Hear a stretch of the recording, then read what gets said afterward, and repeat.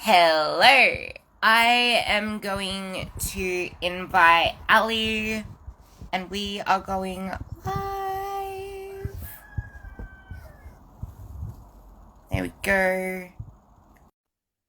So, Ali and I are going to chit chat about pretty much carbs because everybody's scared of carbs and dieting and everything. And Ali's like in a very, very severe crazy girl cut right now. So, we're going to end up talking about that. Hey, Ali! What is up?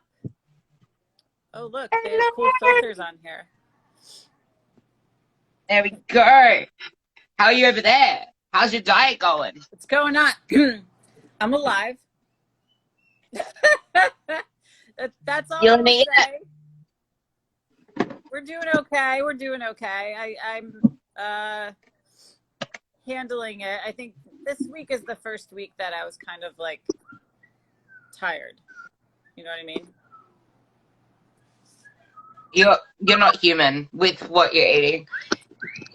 Wait, so you would have been dieting on higher calories if you actually did your growing phase a little bit more like what you were. Yeah. Like I don't tell people what I'm dieting on, so I don't talk about my weight or my calories because you know how a lot of people will be like, oh, that's what I should eat in order to get however smaller or something they want. But throughout the winter, like, you know, Luke and Shane wanted me to eat a lot more than I really wanted to. Not that I don't love food, but it was like the second that I would put like 2 pounds on, I would freak the hell out. I didn't like that I felt soft and fluffy. And so, you know, poor Shane's like, fine, we'll go a little bit lower. So, point being, I could be dieting on a lot less had I listened to my coach, but, you know, do as I say, not as I do. We're kind of like that, but hey, we both started the same where we literally were on probably half the amount of carbs that they ended up putting us on. Yep. So about the start of the whole carb, I love you now, but I hated you before thing. Well, you eat these massive, like, first of all, Weetabix is like a thing in Australia. Like we have it here, but nobody eats it like in the fitness world the way that you guys do. So you have these like massive, your bowls of cereal like make me laugh because you'd be like, oh yeah, it's oats, and it's like the size of like what you're supposed to like make a salad in for 12 people.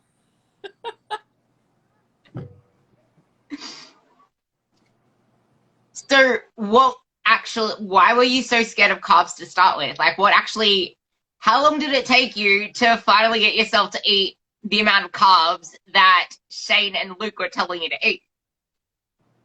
Probably a year, I would say. So like you've done the program design course. So there was a course in the Netherlands that they filmed that Luke was lecturing, and he was talking about how, you know, females will come to us eating 1,100 calories and be afraid of carbs, and it'll take us 9 months to fix them. And I'm like, gee, that sounds familiar, and we'll pump their calories to 2,400. And so he was talking about me.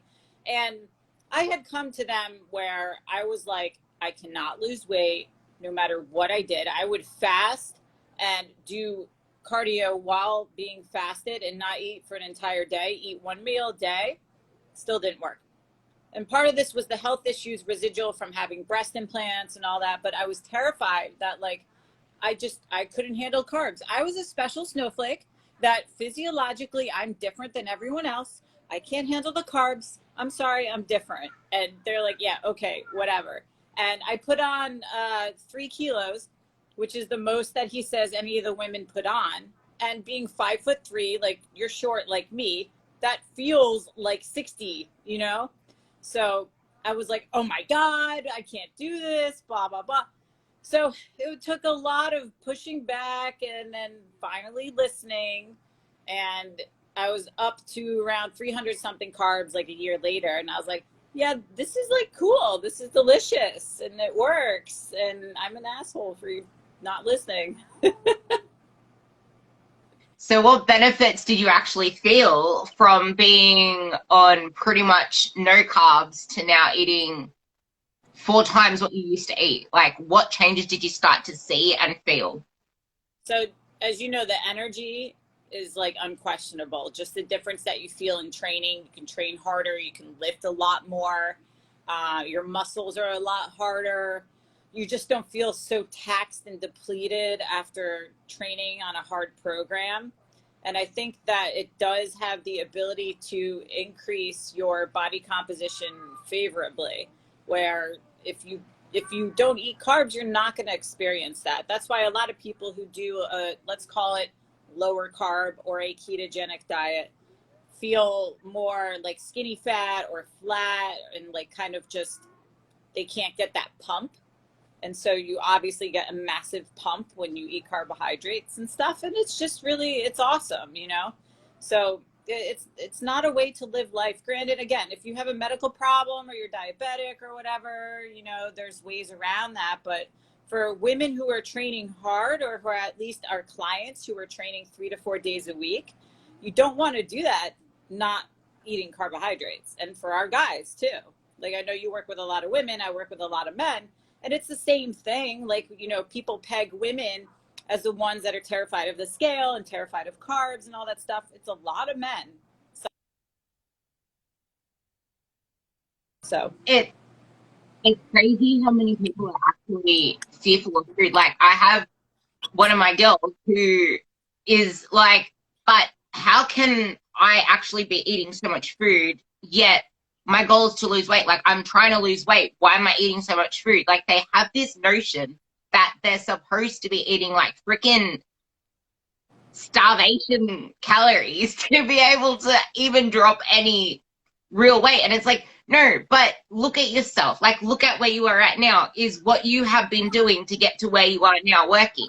And then there's the whole stress thing, which we're actually going to dig into.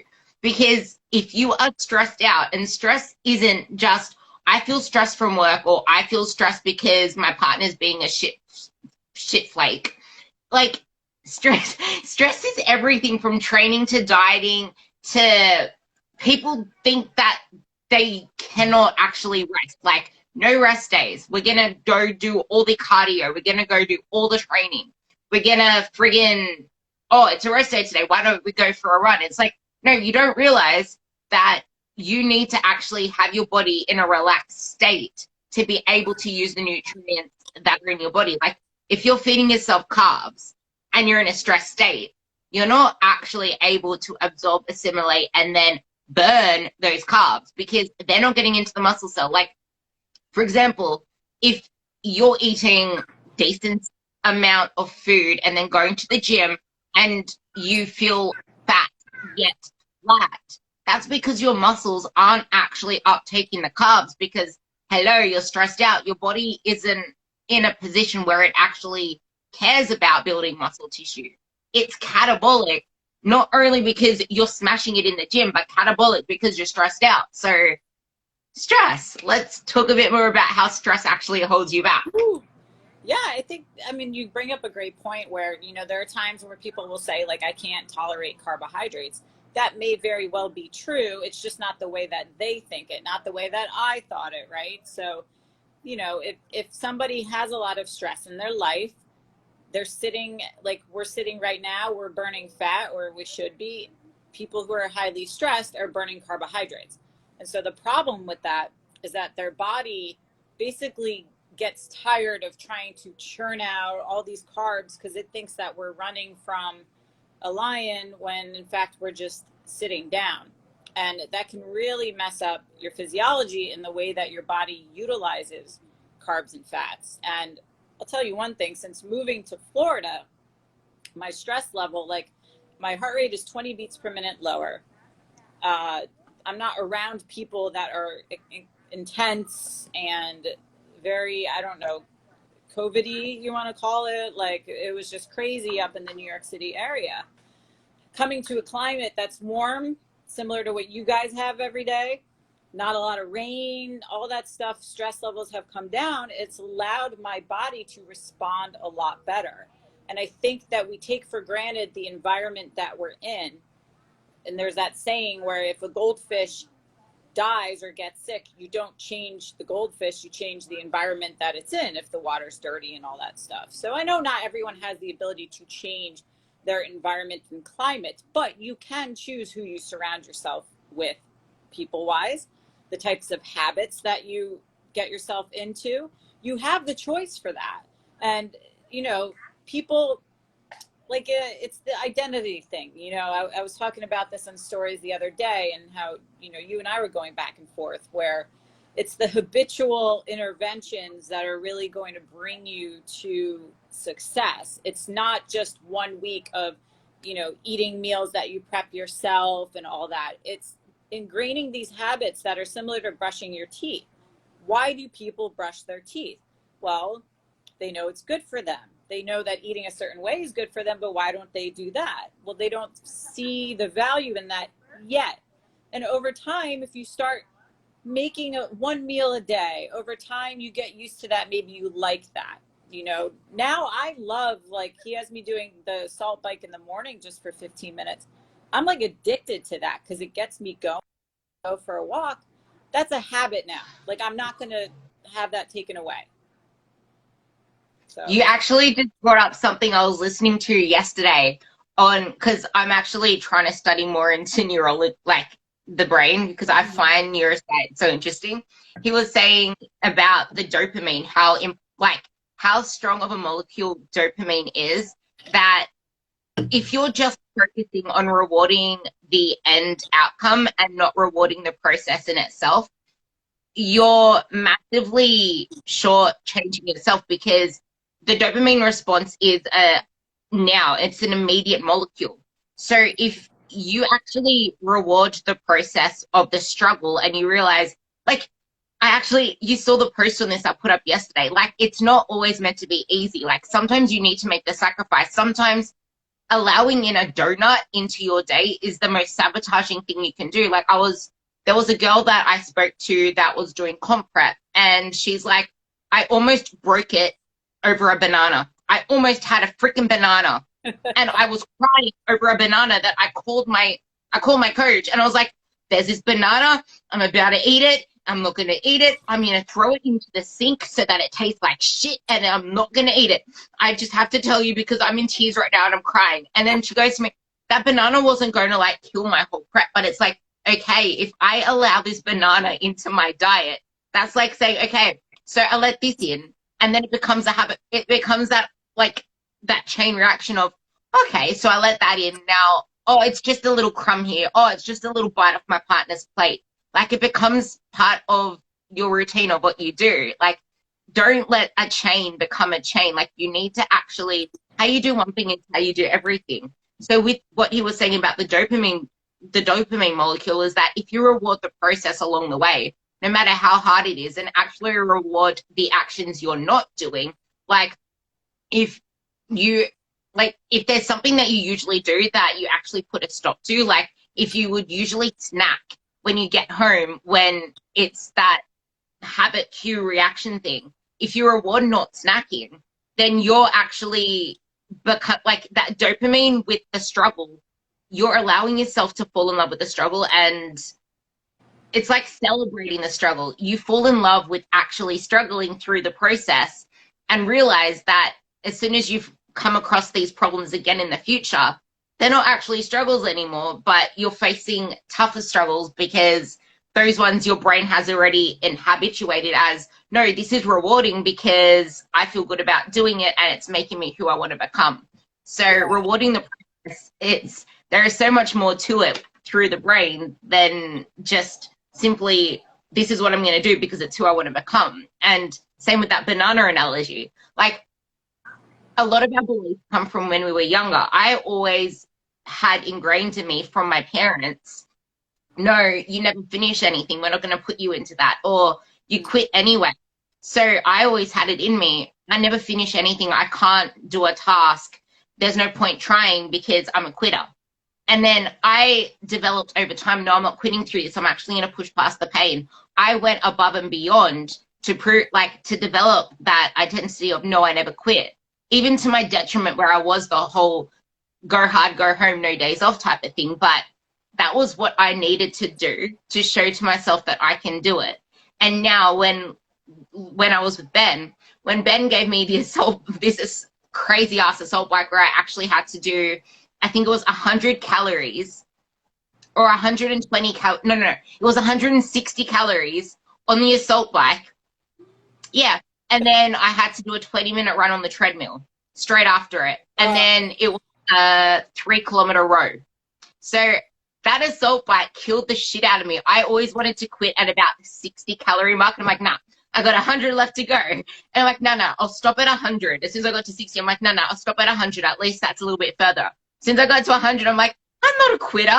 My identity, I do not quit. And because I have that identity in me as I do not quit, because I know what the, like, you attach it to how you don't want to feel as well. It's like, yeah, I want to feel this way, but I know that if I quit, I'm going to feel like shit. Like, there were days when I was in comp prep mode, when I was doing comp prep years ago, when I skipped the gym a couple of days, and that whole day was misery for me. Like, it actually stuck with me as my identity. Oh my God, I can't believe I did this. And that whole day was shit. It's like, no, I know how I feel if I do not carry through with my word. So I'm going to, like, I am going to stick to my word. I say I'm going to do something and I do it, because it's the most rewarding feeling afterwards, because you're proving to yourself that you'll do what you said you were going to do. Just like Miss Crazy Ass getting shredded lean, like, what you're doing isn't even normal. Like, we put ourselves in uncomfortable situations because I saw it in someone's story. Make your gym training, make your, whatever you do in the gym, whatever you do in your training, the hardest thing you do in the day. The rest of the day should be pretty cruisy, because you don't want to bring that, like, have that stressed environment outside of the gym. That's where you should be focusing on rest and recovery. Let's talk about the importance of rest and recovery, actually.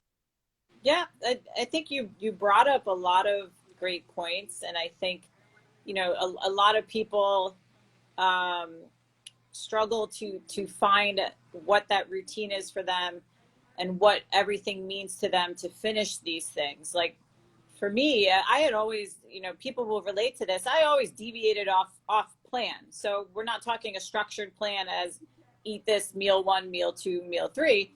It was more, well, I know I can get away with this, so I'm going to have nibbles of this. And what has helped me through this prep, I call it a prep, is like, all right, if there's a treat or something that I'm used to eating now, which is a lot of white rice and sushi that I don't have right now, it's going to be there in a few months. And this is a short-term thing for me, but it is a sustainable thing because it's getting to the next level lean, but I'm not going to blow up after, because number one, we have excellent coaches that would never let that happen, but we have the physiology to do that. And we've set the habits in place where our mindset understands that that's the route to go. A lot of our clients struggle because they don't set those habits in place. And the coach I just brought on, we have a client that we're dealing with where she just wants us to tell her what to eat and when. And it's not like that, because you have to actually put in the effort of understanding what you want to have during the day for meals and how to portion out those meals. Because if you and I give clients what to eat throughout the whole day, they're not going to learn. They're not going to learn how to make the right choices. They're going to depend on us the rest of our lives. And it's like, all right, if you want to pay us for the rest of your lives, that's your choice. Our goal is to not have you depend on us. And our goal is to have you be able to make those choices and know that those habits are instilled in you for long enough where you can now do things in a sustainable way. And that involves rest and recovery, because we do have a lot of people that come to us that are used to that whole go hard or go home mentality. And it's very similar with fitness professionals. The whole, as Luke says, the hashtag fuck cardio and beast mode, and he's developed and trademarked least mode. Well, it's like, all right, how hard can you recover? You know, we have all the tech and wearables to show heart rate and HRV and sleep and all that. Show that off. Get good sleep. Do what is required to obtain those numbers. And I think that that's the part that's not glorified enough, where it's like, all right, I eat this, I trained this, I did this in my workout, I got my heart rate up to here. That's great. How many naps did you take this week? Or how many massages did you take? Or, have you been able to get your HRV up? Have you been able to get your resting heart rate down? And that's why I started posting about getting my heart rate down. Like, I don't really care what I get it in my training or my conditioning as much as how low can I get it when I sleep. And that's a big part of that, because if people can't recover, there's absolutely no point in them training hard, and they don't deserve to train hard. And I will tell my clients that I'll say it, like, you're clearly not recovering. We can either go, take away some training, or we can add food. And usually they'll choose adding food, and then they'll add food and they'll train harder. They'll feel a lot better. And then obviously everything has to come to an end at some point where, all right, maybe we come off of that. We go on vacation. You don't train as much. You sleep a little better, stuff like that. Or it's an ebb and a flow throughout the whole year for the rest of your life. Not for 6 weeks, not for 3, for the rest of your life. That's where people fall short. It's realizing that you have your whole life to do this. Like, why are you in a rush? Because the more you rush the process, if you do it right, you only have to really do it once. That's Luke's little thing as well. You touched on more points as well. So there's that whole, like, if you're waking up with, I always try to get the resting heart rate of my girls. That's the main thing I get. A lot of them aren't willing to do the rest.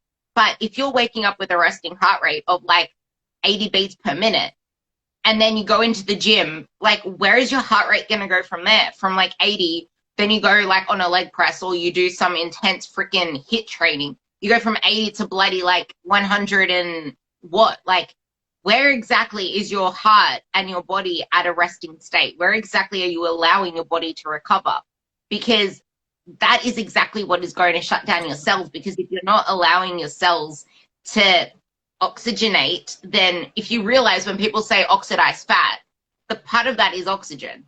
And you need to be in a relaxed state to actually allow your cells to get where it needs, like, to get the materials it needs to then be able to burn that. And that's exactly why even Luke says, like, you can be in a calorie surplus but still be in a nutrient deficit. Like, if you aren't getting the nutrients you need either, or your gut health is in a really bad place that you can't absorb those, and gut health also ties to stress.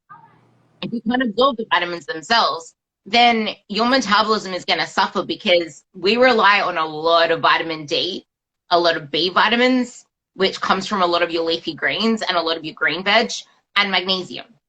And then people sprinkle on pink salt instead of iodized salt. And then there goes, well, what are you actually giving your body to help support your thyroid if you're not giving yourself iodine? But then you also said the whole, like, this is a short-term thing that you're doing. And the reason you're able to actually push through this short-term phase is because it's just that, it's short-term. But people are forever trying for the whole year to lose the last 5 pounds, the last 5 kilos, the last 10 pounds, the last 10 kilos. It's like, how long have you been trying to lose the last 5 kilos or 5 pounds? Like, how long?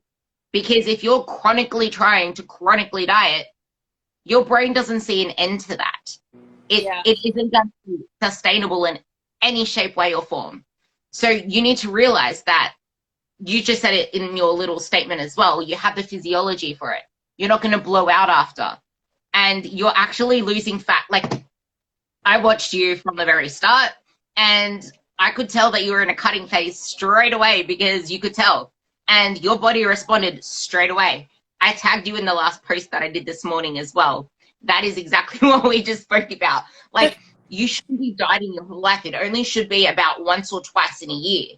Like, you need to build your body up to a place where it will actually respond. Because if we're going to put you into a deficit and your body isn't actually doing what it's supposed to do, were you in a place to diet in the first place? Like, COVID was a blessing in disguise. Except last year I was very lost.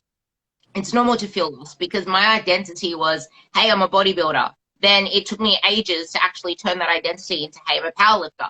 I lift heavy damn shit and I'm a small girl. That was my identity. I loved that. And it took ages for me to let go of the weight on the bar and that whole powerlifting identity and morph into, what the heck do I want? Like, what do I want? And then that's when someone said to me, but you only really need a baseline of strength. Like, what exactly is that strength going to do for your life? And like, what exactly is it going to do for you? Like, where does it lead into the rest of your life? You only need that baseline of strength, and you clearly have that. And it got me thinking. And then I realized how unfit I was as well. Like, whenever I went for my runs and just all that other stuff, and I still felt very chunky and like I wasn't metabolizing my food properly. And then as soon as I got the hobby of running, as soon as I let go of all that expectation, I don't even have a weight that I need to be for comp anymore. Like, Luke wants me to drop the weight to be able to have more mechanical efficiency for my running. So that's the reason why he's cutting my food back. But the thing is, I was on 2,500 calories. He only cut me to 2,350, 2,400. And I lost 3 kilos just on that. Like, It's amazing. with the smallest amount of calorie drop, I was able to lose that much. Whereas before, it was a slug.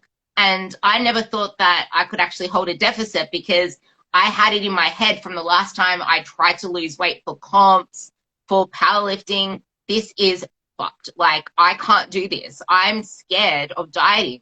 I want to maintain my weight at this low weight because I don't want to have to go into a diet and struggle. Yeah. And then after going through all of this and building myself up and being at a maintenance and not giving a shit about my weight for 2 years and just focusing on performance and feeding up, just from that little calorie drop, my body responded just like that. And then he got me back up to 2,500. And he's like, yeah, we're down to 57 now, because I was at 61 before. And then got down to 57. And then all of a sudden he's like, take out 50 grams of carbs. Within a week, I dropped down to what he wanted.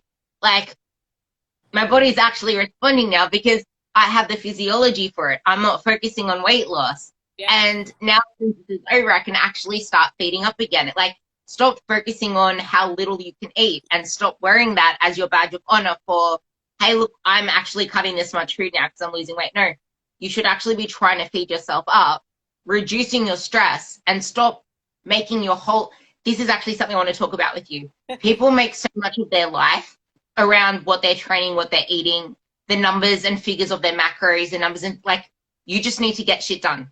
Just log it, leave it. Stop obsessing over it. I log it on a Friday, and then every single day I just copy it over, because I eat the same shit every day, never change it. Literally, I've eaten the same stuff for the last 3 weeks. I don't care. I love my food. And that's the importance of creating food that you love into your thing. Like, I changed the stevia drops that I put on just as flavoring. It's like, I need like that. It's either maple, it's either toffee, or it's either maple, toffee, or the vanilla one. So I just change my flavor drops for what flavoring I want on my chicken or whatever else I cook. That's it. And I put chicken salt on everything. Like, I don't need to make shit complex, because my life isn't surrounding that food. Like, I eat the food, I enjoy the shit out of it, move on with my day, because there's other important things to life. Like, if you're so obsessed over, no, I need to lose this fat, no, I'm not comfortable in my body, no, I'm just going to be this timid little person, you're shortchanging yourself. Like, you need to think about being more of yourself, and that's when you will actually become the person you want to be, and your body will respond in the way it needs to be. All that stress is what's holding you back, that lack of sleep, your environment, your relationships, like you said with the environment. It's not just the people you surround yourself with, but it's the stuff you look at on social media. Like, if you're seeing people that are like anti-diet, but that's fighting your want to actually change your body shape, because people are taking it to the extreme of either anti-diet or diet. It's like, since when did diet get such a negative connotation? It's got nothing to do with anti-diet or pro-diet. It's got to do with actually getting your body to a place where you're physiologically healthy, you're mentally healthy, and you're confident. Like, healthy means something different to everybody. And BMI is actually still a thing. Like, it is still a thing. And people keep dismissing BMI. Like, when I had that heavier BMI, because I was all muscle, that was still pretty damn unhealthy for the heart, for the load on my heart. Maybe you can actually go into that because of Charlie and stuff. But BMI and all that stuff. Well, I think a big part of it too, and I always said to Luke, I wish there was a way that we can show our clients what will happen on the other side. So the hardest part being, I would say, being a reformed chronic dieter, which many people who are watching and you and I, a reformed chronic dieter is somebody who has continuously undereaten for years and trained a lot. To get to force yourself to gain weight, to be able to have a responsive body again is probably one of the most difficult things, both mentally and physically, for somebody to take on. And I think that if we can show them what is happening inside physiologically while they eat more, while they rest, while they give their body a break, then the light will start to happen and show. But it's so difficult because even though the scale's not moving and they may feel fluffy and feel watery and all those things that we felt, there's so much good happening at that time that we just can't show them. And that's when a lot of people quit, because it does take around 4 to 12 months, depending on, how deep in the hole somebody is. So that's a big thing. Like, I'm sure you have to have that discussion a lot with the women, and with my guys, I'm like, hey, I need you to eat more. I need you to eat more for a while. And guess what happens? Most of the time, they don't really gain any weight. And people have that buffer of like 40% that you can just add calories. Nothing happens. They may feel fluffier, but guess what? It's not body fat. And then all of a sudden, it's like, okay, I can do this. I can handle this. And then they continue to eat more. When I tell people I've only dropped 2 kilos, they're like, what? And I'm like, yeah, I am 5'3". I am short. I've only dropped 2 kilos throughout this entire cut, roughly 2 kilos throughout the last 3 years. Because when you can recomp and drop body fat and build muscle, it stays a lot longer. So it's more sustainable because I'm not losing muscle mass. I'm actually dropping body fat, and that's why it's slow as hell and it's only a little bit, but I look completely different. And so that's one of the things that I don't know about you, but I find it very difficult to be able to explain to people because it's not something we can tangibly show them. And there's not really objective data unless they want to do all this advanced lab work, which we know is not really necessary all the time. But still, if we can show them their insides and be like, your body's happy, wouldn't that be so much easier? Yeah, exactly. And people don't realize that dropping kilos isn't just dropping fat. It's everything, including water. And that's one of the reasons I lost so much to start with. Like, yeah, okay, I started at 61 and dropped all the way to 57 so easily. But what training was I doing then, and what was I eating then? I was eating a lot more carbs, and I was doing highly metabolic work, like highly metabolic, to the point where my legs were this big because they were full of blood. So as soon as I stopped training 5 days a week with Luke's intense freaking training that he gave me for hypertrophy for my legs, because I had legs, upper, and then another legs day, that's a lot of freaking blood in my legs. So if I went to all of that to just 3 days full body training, like, I dropped a lot of water. It wasn't muscle, it was a lot of water weight. So it made it a lot more dramatic when losing my first lot of kilos. Like, you need to look at the whole picture, like, zoom the hell out. Dude. Everyone is so perfectly focused on fat, and like, literally they're just focused on fat and weight, nothing else. Like, just that number on the scale. Okay, cool. But what does that entail? Like, yeah, okay, maybe I dropped a lot when I dropped 50 grams of carbs, but there's water that comes with carbs too. Like, water with muscle, with carbs. Like, there's a lot that comes with that. That'll be like a forever educational process. And I've told people over and over, like I said this the other day, because I have a lot of the Muscle Nation sports bras. They're not that big in the US here, but they have really fun prints. For those watching, I had breast implants 3 years ago. Yeah, 3 years ago, I got them taken out. So I literally have like a negative A. When you talk about flat chested, it is like flat as flat can be. I wear a size large, sometimes extra large sports bra because my back is so wide. Luke is like, we got to make sure it fits in the wedding dress. So I don't want to get too big. I'm like, okay, bro, you have me on like 3 back days a week. My back and shoulders look so ridiculous in a good way. But part of me is like, they're so flooded with blood like you, like my large sports bras get tight. To anybody else, they may think that they're getting fatter. So it's important just to distinguish between like it's like a constant educational process of like, it's not body fat overnight. You know, if you stress out, it could be water weight gain. Like if you have your menstrual cycle, I mean, you know, so much affects the scale. And that's why there's all those other things that you have to focus on, much of it being the recovery. Because guess what? The harder you recover, the less you'll feel gross and fluffy and all that stuff. Yeah, exactly. Because if you're still sitting, like, you go stress yourself at the gym, say you're eating in a way that stresses you out as well, like you're up here. If you're not allowing your body to actually rest and come back down to here, you're still in this state and your body's not able to digest. Like if you're having digestion issues or you think you have gut health issues, you don't need freaking poop tea. Like you do not need to buy poop tea or whatever poop supplements are out there. I'm saying poop because that's pretty much what they make you do. Like there is nothing magical about it. You just think they work because you just did some magical unicorn poop. No. Like your gut is being a shithead because one, you are stressed out. Two, you haven't digested properly because you haven't allowed your body to digest. Like the opposite of stress is digest. If you're stressed, you can't digest.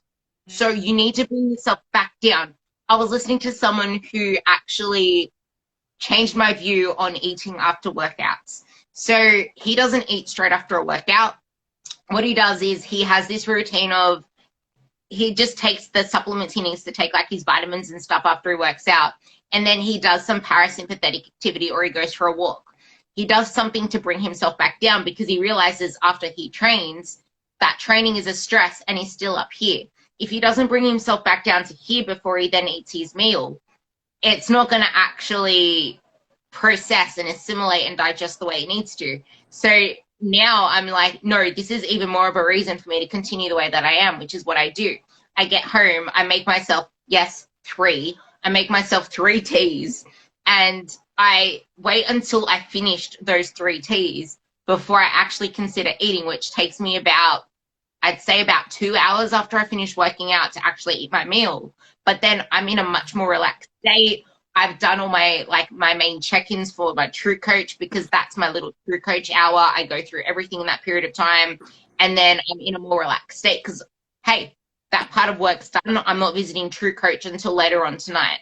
So I'm able to actually relax, eat my food, and it allows you to kind of set your tone for the day. Because if you're stressed out after you pretty much work out, then you're stressed out when you eat, what tone is that setting for the rest of the day? Yeah, there's actually some research on that. It's more in women that the growth hormone response increases a little bit more in women post workout, and you kind of want to elongate that post workout. And if I can't think of words, I'm gonna blame diet brain, or it's dumb, like nighttime or whatever. So, but you know, now that my calories are pretty low and my gym is about 35 minutes away, I don't eat until I get home just to spread everything out. And I do feel better, like stomach wise, because again, we are like revved up after, and depending on what you did, most people will train and then just be done and leave, where you and I know, instruct people to do like some nasal breathing if they're doing a very hard, intense metabolic session or on the bike or whatever. But there's something to be said for that. Again, that whole nutrient timing argument, you know, if you're not a competitive athlete, there's really no reason that you have to eat 4 nanoseconds right after you train. There isn't, you know, and there's a lot of arguments. And granted, like if you train fasted, your muscles won't fall off if you wait another hour or so to eat. Like it's okay if you've done the work and built the muscle up and everything. So I think that you have a point there. That's great. And like, I'm glad that you tried that for yourself too, and were able to experience that. Do you have any clients doing that too? I let them eat when they feel like they're hungry. So I usually get them to, instead of the nasal breathing, because that's hard for them to implement, I think about what is more practical for people to implement. I get them to do a short walk on the treadmill, but slow. Like use that I always try to get them to do a walk on the treadmill after they finish the session, but keep it slow paced, pick out your phone, listen to a podcast, do something that gets you reflecting, because too often our minds are so busy, we don't actually just slow down. And even though walking on the treadmill seems like it's not slowing down, it actually is, because it's so monotonous. Like you're just doing the same shit over and over again. Like what else is there to do except think or bring out your phone and actually do something that isn't training, that isn't work at home, that isn't the kids. Like you need to put yourself first in that period of time and actually block it out so that you can give to the others. And if you're not blocking out that period of time away, you're not letting your body actually, you're too busy focusing on everything you aren't yet versus focusing on everything you just accomplished. Yep. And I find that walk, like my favorite thing about every workout now is that walk afterwards. Because it's like, this is my time to just slow down. Because as soon as I go home, it's go, go, go again. It's thinking about what's the next thing to do, what's the next thing to do. But when I'm walking, it's not. Yeah. I mean, hey, when I get up and do the bike, I thought I was going to be so freaking hungry. And like, I'm very similar to Luke says, where if he eats early, he's hungry the rest of the day. That's me if I eat something early. I'll do the bike. I go for a walk around my neighborhood. I usually have a client every day at 9 a.m. So then I don't really eat anything until 11 or 12. And that's maybe a shake before I go to train. And I'll train at like 1 or 2. So fasted cardio, this is not like, crazy 1 hour. It's 15 minutes. And then a nice walk gathers my thoughts, get ready for clients and everything. It's a lot better and easier for me to eat something after all of that ritual, I guess you would call it. So it's great. Like, telling people to eat when they're hungry is huge. I used to be that trainer, God, in my 20s. I'm like, no, it has to be every 3 hours. And you got to get the meals in. And, try to do it every 3 hours. And like, people be like, running home from work, like, oh my God, I'm late. If I get pulled over, I'm late for meal 3, like whatever, like, oh my God, it was so embarrassing. I used to tell people that all the time. Like this is like the ask Luke. I'm sure he was the same way because we're old. It was like the bro thing. Like you had to get that in it. It had to be like 5 or 6 meals. It couldn't be 3 because that wasn't enough. That is, there, like, this dichotomous thinking is something that I think it just needs to be a chain of just talking about, stop the dichotomous thinking, because someone posted in a girls group, I just went for a run in the morning, I'm about to have my breakfast in about an hour, blah, blah, blah. And everyone just hopped on the post, faster cardio is bad. There's no such thing about, she didn't ask advice about whether doing faster cardio was good or bad or not. She just, like, just because someone's doing something and it's working for them doesn't mean you just hop on about how faster cardio is. Like, people think because they know research, they can just spit it out at everybody. It's like, no, like, faster cardio works for so many people because, one, it's the only way to get in walk sometimes. And if you're not hungry in the morning, why force yourself? Because you're just going to leave pretty much no food for the rest of the day. And then what happens if you're starving at 6 p.m.? You're going to go raid your pantry. Like, something works different for everybody. And just because you think you know research doesn't mean just spit it out onto people's posts. Like you said it yourself, faster cardio is fine. Like, it works for some people because they're not hungry in the morning. Whereas with me, I need to wake up and eat. And then I don't eat again. Like, I eat at 5:30. And then I don't eat again. Like, I have my teas, but I don't eat again until 12:30, which is sometimes 1 o'clock. Like, my gap that I give myself is that 30-minute buffer. 12:30 to 1 o'clock is my first meal. And then my second meal is at 2:30. Like, I have my meals really close together towards the end of the day because I love food. So I rather have my meals close together towards the end of the day. Yep. versus having one meal here, and then where's, like, find what works for you and stick with it. As long as you're at least getting in your protein boluses. Like, I get my protein bolus in my 4 serving. Like, I have 5 meals, 4 of them hit the leucine threshold for my protein. And that's all I care about. Like, the fact that I have 4 meals, hitting my protein, that's all that matters. Yeah. And it's so simple, but we all make it complicated. And I try to warn people, like, if you ask the internet you know, what should I have for dinner? You'll get 6,000 different opinions. And I swear you can change somebody's religion a lot quicker now than you can change their viewpoint on how to eat. And that's why the forums drive me absolutely crazy. It's just people arguing, and they say what works for them, and they're so not qualified to be giving this advice. Not that I'm saying I'm the smartest person in the world, but hey, if I post like, does anyone know like a good cardiac surgeon around here? And Ruby, like, had a heart arrhythmia or something, and you're like, well, you should do this because this is what worked for me when I had an arrhythmia. Like, how does that make any sense? And how does that make you qualified to tell me what to do?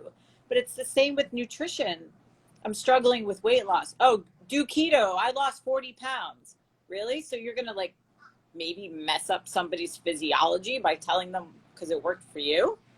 That is a big trigger for me because it drives me crazy. And the time and energy spent responding to these people is not worth it. It's just not. What are some things that you see as main trend, like shit that you used to fall for that you don't fall for anymore? Because Oh my God. you've been doing rounds with your diet, so you would know quite a few things that a lot of people can relate to on here. So the carbs being bad type of thing, like I get that. I've been afraid of it too. And you got to implement stuff slowly. But like going back to like the having to eat every 3 hours, like I would get so pissed if I was like with a client on the third hour. And then you mentally get hangry because you think you're supposed to eat, and your body gets tricked into like being hungry. Like it will get hungry at the cadence that you feed it. So it gets used to that. So thinking that that was a thing, or thinking that if somebody ate 2 meals a day, then all of a sudden they'd lose all their gains and everything. Like there's just so much. The organic stuff, I used to be very, very like all my clients, I want them to buy organic and wild caught and this, and I had nothing artificial in my body ever. And then I realized that that's actually a really big barrier for people's success, because if you're telling them not only do they have to buy all this protein and all these fresh vegetables, they have to buy it completely organic, which increases the financial output for them. It can be a barrier for a lot of people, which I had to kind of check myself and realize, well, with our agriculture system in the US, it really doesn't matter. As long as you're getting the protein in, that's the main thing. And there's some priorities that you can set for stuff that's organic, that's clearly sprayed with pesticides. Yes, maybe if we can get, non-conventional produce like that, perfect. But if it's ground turkey, it doesn't have to be organic. I don't care. It's fine. If it's dairy, yes, let's try to strive to get that. So I'm not so militant about that anymore with people. Same with like with Cool Whip. Like I never had Cool Whip when Luke told me to go get it, the sugar-free Cool Whip. I used to never do sugar-free anything. And then I realized, okay, sugar-free stuff really isn't that bad for you.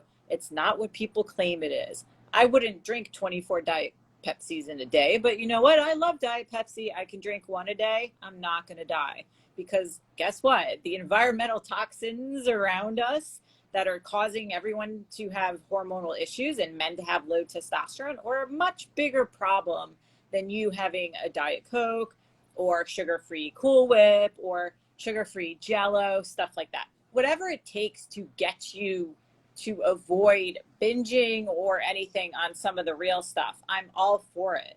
I used to be so like against that, and I'm like embarrassed about how I used to coach people, because it would be black and white, and I would not meet people in the middle, and I didn't have the empathy. I just couldn't understand because I couldn't relate.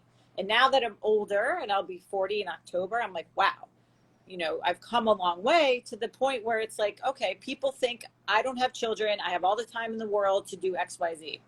And I always used to be very defensive about that until all my friends started having kids and everything. And I'm like, you know what? I can put myself first in the morning and in the afternoon because I have no one else to take care of. I have a 45-year-old child, but that's it. So mothers and all that stuff, and expecting, parents and single parents to have all these things that they have to do, it's just not reality. So it's picking the big rocks for people and helping them identify what are the two things that you can execute for you. and not have to have this laundry list of things that they have to be forced to do. That was a big mindset shift. Thinking about what works for the person. And same with you, like, she's on freaking insane calories. Like, we're not going to actually put our macros out there, but it's insane to the point where I could not maintain it. But the thing is, you need to find what works for you with what you were given. Like, when I was on, I will actually say, because it was way back then, when I was on 1,100 calories on my Arnold prep ages ago, I would have like 2 7-Eleven Slurpees before I started eating my meals. Like, I would train fasted. I would get a 7-Eleven sugar-free Slurpee on the way home, and then before I ate, I would drive to the 7-Eleven near my house, get another sugar-free Slurpee, then drink that while I was making my food, and I wouldn't eat my first meal until 2:30 p.m. And then my last meal would be 5 p.m., and I would sleep, like, it was between 2 and 5, I would eat, like, 5 meals, like, just smash them together because I was only on 1,100 calories. Yeah. And then I would be in bed by, like, 6 o'clock because I was fucked. And that's the thing, like, that was before I built up my physiology. That was before I built up everything that I have now, which is why you will never see me doing that again, and I will have better coping mechanisms. Like, we do shit stuff. No idea what that was. We do shit stuff to, like, we learn from our shit stuff, and that's what makes us kind of really not want others to go through the same shit that we did, because it just led us to spinning our wheels and getting nowhere. Like, the way that Ali manages her abysmal food intake is, did you say you have 2 meals a day? Right now I have 3. 3 meals a day, but eat them all towards the end of the day.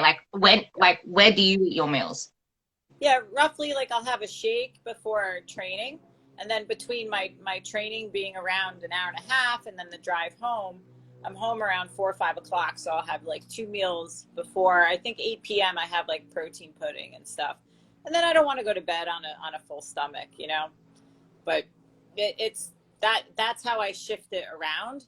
And I actually like the challenge, but again, reiterate, it's a short-term thing. So it's okay, because I know all that food will be here in the end. Now, if I had children who had like really delicious chicken fingers and stuff like that, I am sure it would be 10 times harder than it is for me right now. So I don't dismiss that, where parents are around and they take bites and all that stuff. The best advice I can give them is to actually track all those bites, because then you have an idea of what you're taking in.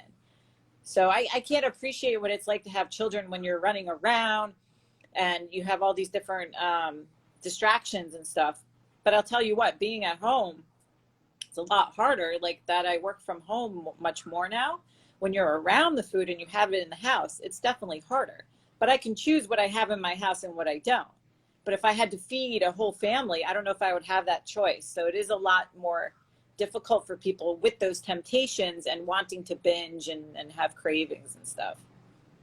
But I guess that also comes down to you need to match your expectations with what's actually realistic for you. Like what you're achieving right now, I would not recommend someone with those situations to actually do what you are doing right now, especially short term. Like you need to see what you are able to do given your current circumstance. Like don't set yourself up with a task that you already know is going to be impossible for you because of your circumstance, because of your environment, right, because of what you're surrounded with. Because that's just going to reiterate the identity of a failure if it is out of your control. Like you need to see what you can control and actually set a goal setting checklist, not just one goal. And the reason why you're like, you keep saying it over and over again, it's short term. This is your dopamine response rewarding you for the challenge, which is why you love the challenge, because you know exactly what it's bringing you in this moment and what it's going to bring you at the end. And you're rewarding yourself along the way because it's freaking difficult. And you're saying, no, this is short term. That's your dopamine, like rewarding you for actually sticking to it short term. And that dopamine won't be there if, hey, your kids are enjoying all this other stuff, because what's your priority in that moment of time? Like you don't even know what your priority is because you're so overwhelmed with all your surroundings. Like pick what is for you. Don't say, no, I want to get as shredded as a freaking tick or a pin or tack or whatever you want to blade euthanize there. But don't make that your short-term goal or any goal if it is not realistic for you in this moment. Like, be realistic. This is a lifestyle. You are getting married, which is why you want, like, you don't have to look like a bloody bodybuilder in the aisle, but you want to. That's what you want because it's realistic for you. Like, you don't have anything pushing you against that. So, hey, I want to see what my body can freakishly do because I've never been this lean before. Right. But that's not realistic for Tracy do with her kids. No. And what I'm doing, we're crazy. Like, we discussed this. We're certifiably insane. I mean, even Luke says, like, nobody wants to do a cop prep for their wedding. But I'm more like, okay, you guys got me to this point of being physiologically ready to drop body fat. Let's see how far we can push it. And while we're at it, I'm going to have 150 of my closest friends around me and tons of pictures and video taken. Why not? Like, it gives me just a reason. Because, you know, all my friends, like, dig at me. They're like, so are you getting married in a bikini? Or are you going to have, like, a posing suit on with clear heel? Like, you know, I'm like, hey, I might surprise you people and just do that. But it's like, it's a fun challenge. And it's just like, you know what? I just hope the dress fits and it doesn't fall off. But I don't recommend trying to get this lean, especially when you're a small person and you're already pretty lean to begin with. It's psycho level to the point where the amount of commitment is far more than I would be able to handle had I been working on a training floor and all that stuff. Like, oh man, I mean, it consumes your life, just like if you were competing. It consumes my life. I don't go out socially, really. There's not a lot that I can do. I get tired, but hey, I can put my training first because I have nobody else really to worry about except Charlie, but he understands and he's very supportive. There's a lot of people who don't have a supportive spouse. It's very difficult for them. And I can't imagine if he didn't support what I do, it would be so stressful. That's a really important thing. Like, you need to find your web of support as well. Sometimes it won't come from home. Sometimes it does come from having like a tribe online, or even like that's why I have Team Ruby there. That's why I have that group there, because a lot of the girls don't have that support. And it comes down to a lot of external factors, realizing, you said it yourself, like, you don't have the energy. People don't realize that it's not easy to get lean. Like, yeah, okay, it is simple as hell the way that it should be done if you do it right, but it's not easy. Like, you will get hungry and you will feel tired at times, depending on exactly which way you do it. Like, it shouldn't be hell though. It only becomes hell when you take it next level. And that's kind of why I stopped touting myself and being a comp prep coach. Like, no, I'm a lifestyle coach, but if people want to get comp lean, like, I have 2 girls that want to compete on stage. Yeah, if you want to compete on stage, I have the tools to get you there. If you want to compete on a powerlifting platform, I have the tools to get you there. But they're the extremes of where you want to go. Like, they're 2 different cases, 2 different sports. Right. But what we actually live and embody is a lifestyle. Like, you're living a lifestyle and you have an after plan. And it's not going to be dieting after dieting. It's going to actually be getting your physiology back to where it was before you started this cut, because you fuck up your physiology doing this stuff. Like, your hormones get tanked. Your gut probably feels like it's slowing down a bit with its digestion too. Like, everything slows down because it doesn't have the energy to work efficiently, which is why when you diet, you have to keep dieting on lower and lower calories, because your body has this much energy to do what its processes before. If you're not giving it food to do, like, your body doesn't just use energy to, like, train, to move here, to blink, to do all these weird fancy hand movements. The energy is for your brain. The energy is for your digestion. The energy is for your menstrual cycle. Like, if you're not giving your body the energy for those basic mechanisms, they all slow down. They use less energy. You need to give your body even less energy. And people don't see just how much they can metabolically adapt. And then if someone says, I'm hardly eating, and they literally are eating like 800 calories, they immediately shoot them down saying, nah, you're lying. Mm-hmm. Do you get that? Like, where people literally are eating like 800 or less calories, and people just don't believe it. And then you try to say, no, they were literally eating that much. And now look at where we got them. Yeah, no, there are people that they just are oblivious to what they're actually eating, and it can be on the low side. Now, granted, I've had people who are on that low side who don't have a high activity level, so it's okay. People who have a very high activity level and they're not eating a lot, but then it's like, all over the place. And then that's where the slow buildup of the calories comes from. And then you realize you feel better eating more, as everyone does, but it's always shocking, especially because we increase everyone's protein so much.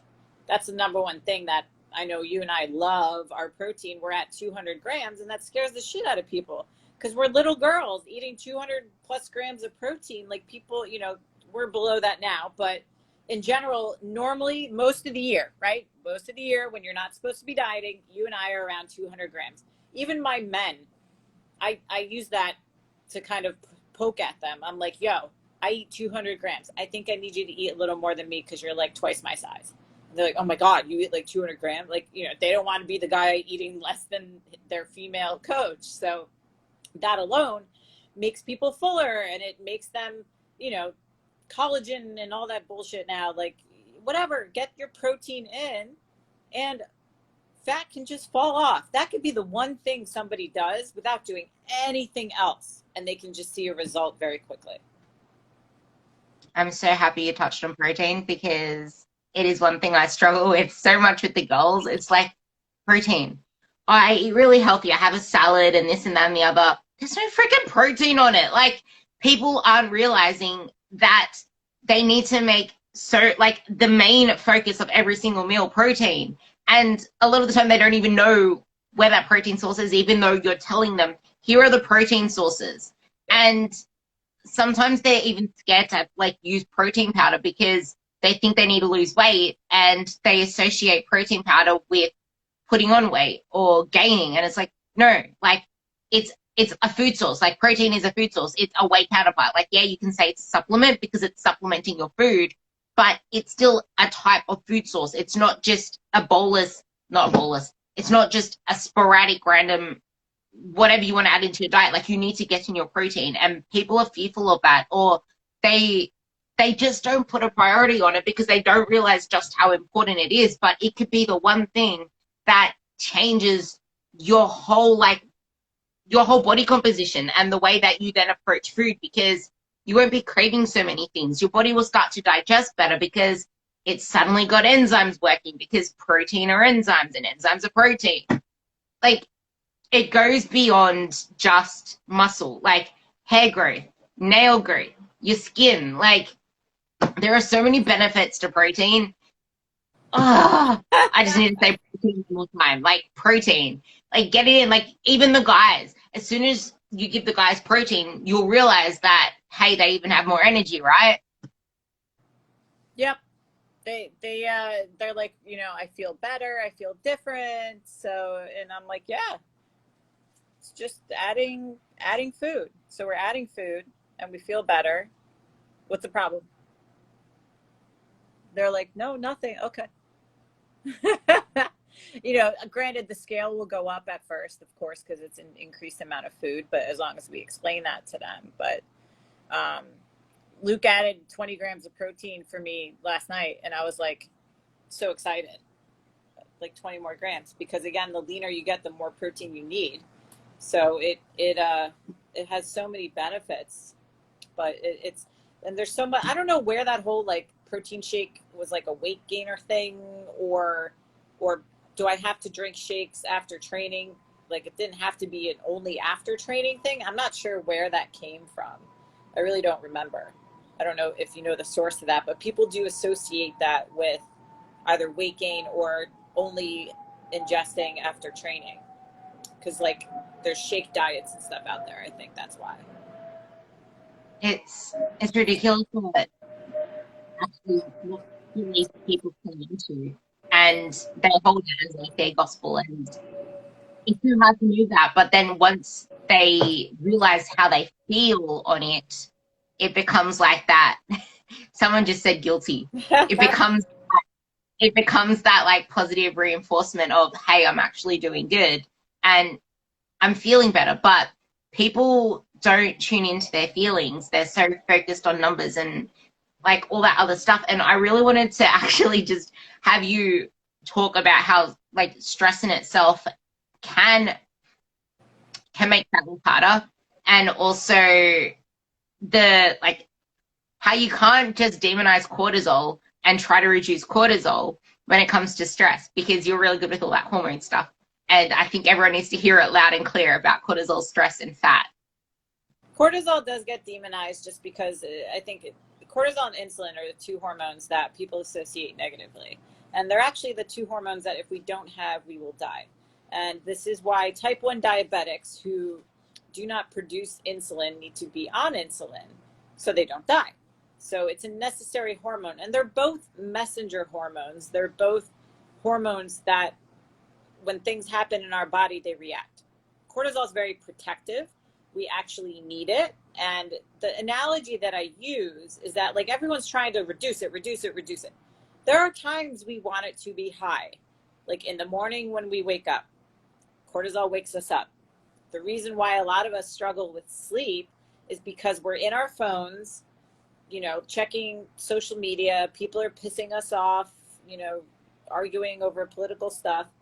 That stimulates a release of cortisol because it's light in our face and our body doesn't know the difference between artificial light or the sunlight. So it's like, oh, it's time to wake up, even though it's 11 p.m. And what happens is when something goes up, something else has to come down. So when cortisol goes up at night, melatonin is not going to go up, it's going to go down. And melatonin is what helps us sleep. And so when we release melatonin, we release growth hormone, which helps us recover. But those are not going to come out of hiding if we have cortisol high at night. So we want it to be high in the morning and it dips, and then it comes up a little bit in the afternoon and then it dips again.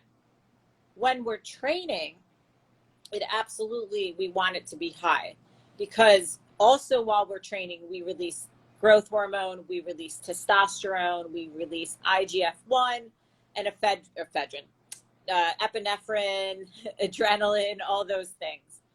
All those hormones together create this very potent fat burning soup.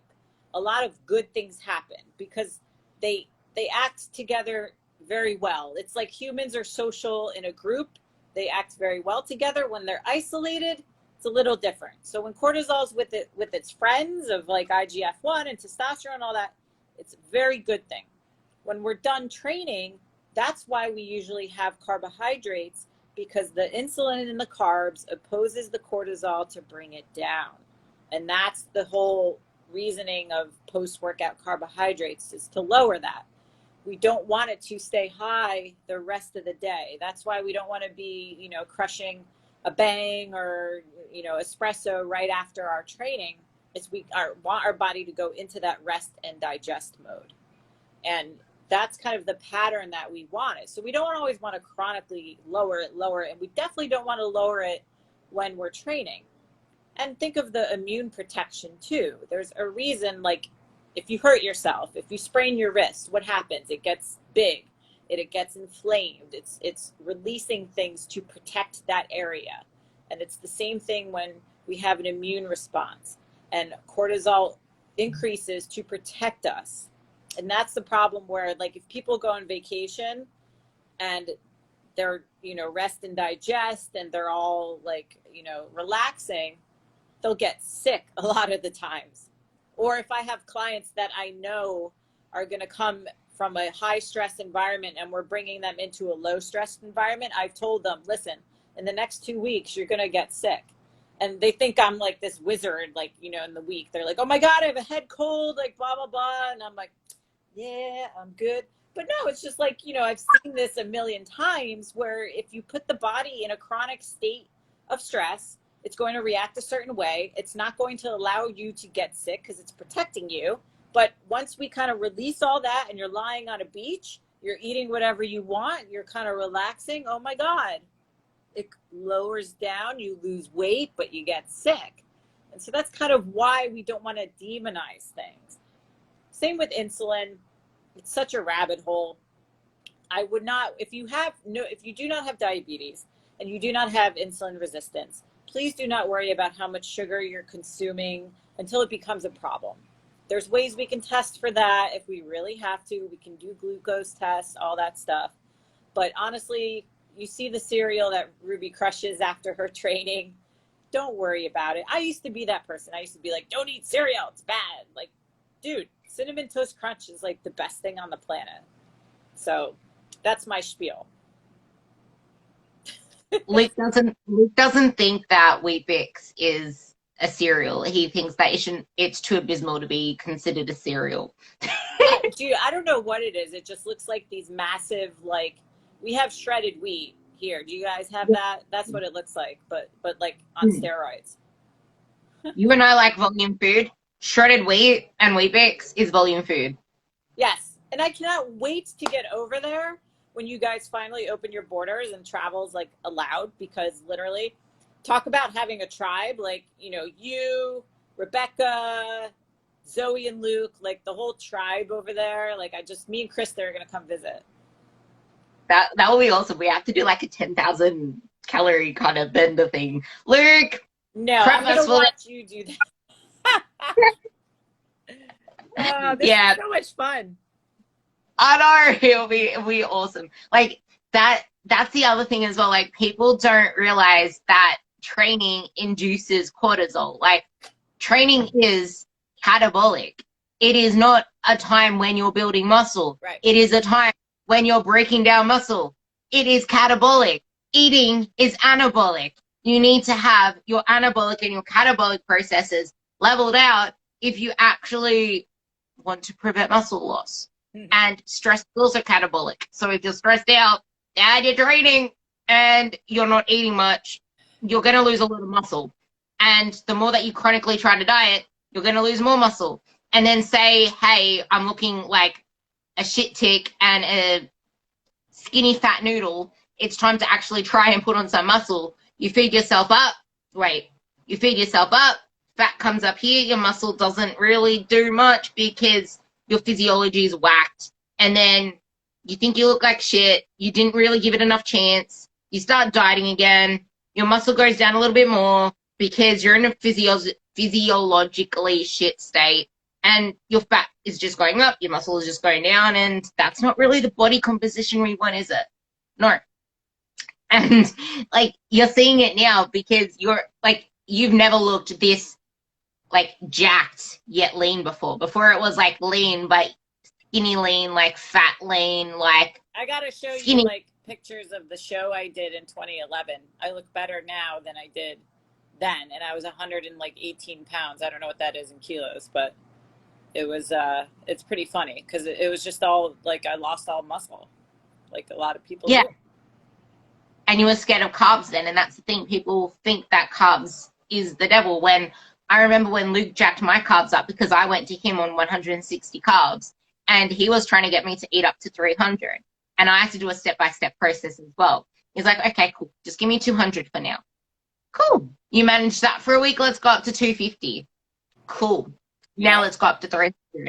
And I finally had abs at 300 because my body was actually relaxed and able to put the carbs to where it was needed. Whereas when you're stressed out, your body is going to hold on to more water. It's going to put more shit into the fat because you're not physiologically able to actually put the shit, by shit I mean nutrients and food and whatever the hell, into the muscle. So the shit goes into the fat.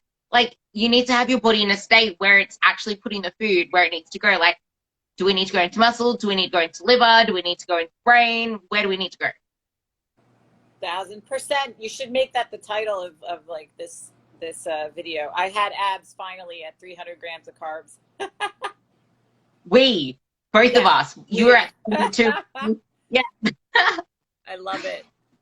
Dude, do you reckon that's good. A good title? What's that? Do you reckon that's a good title for this then? I do. I think that's awesome. What do you guys think? Anyone? No questions, nothing. We're down to 5 people. That was a good run though. That was fun. That was really fun. It was. We'll have to do a part 2 for sure and go down some more rabbit holes. Yeah, especially like the stuff that you love talking about, like the hormone stuff. Oh yeah. And then boners. Bring some brain stuff because I'm trying to like get more of the brain stuff.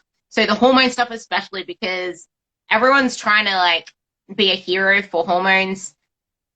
And I think if we clarify a few things there, it will actually really help. I do. Thank you. Everyone's saying because Jackie. yay! Jackie. Awesome. Cool. Awesome. All right, my love. Yay. Well, have a great day, and I'm gonna go eat. What's your meal up to now? Is that the chicken bowl? I'm into like air fried carrot sticks right now. It's like my jam.